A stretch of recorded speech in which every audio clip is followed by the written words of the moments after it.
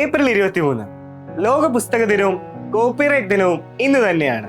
വിശ്വസാഹിത്യകാരനായ William ഷേക്സ്പിയറുടെ ചരമദിനമായതുകൊണ്ടാണ് April 23 ലോക പുസ്തക ദിനമായി ആചരിക്കുന്നതെന്ന് നിങ്ങൾ കേട്ടിട്ടുണ്ടാകാം.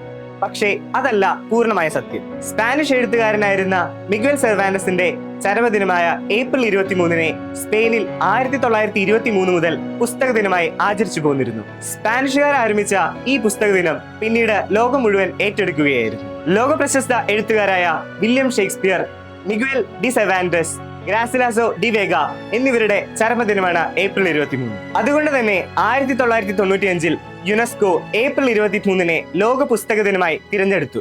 ഏതെങ്കിലും ഒരു നഗരത്തെ അടുത്ത ഒരു വർഷത്തേക്ക് ബുക്ക് ക്യാപിറ്റലായി യുനെസ്കോ തിരഞ്ഞെടുക്കും. ആ നഗരം പിന്നീട് വ്യത്യസ്തമായ പരിപാടികളിലൂടെ പുസ്തകങ്ങളുടെയും പുസ്തക ദിനത്തിന്റെയും പ്രാധാന്യം നിലനിർത്തിപ്പോരും. 2024 ഫ്രാൻസിലെ സ്ട്രാസ്ബർഗും 2025 ബ്രസീലിലെ റിയോ ഡി ജനീറോയും 2026 മൊറോക്കോയിലെ റബാറ്റുമാണ് വേൾഡ് ബുക്ക് ക്യാപിറ്റലായി തിരഞ്ഞെടുക്കപ്പെട്ടത്.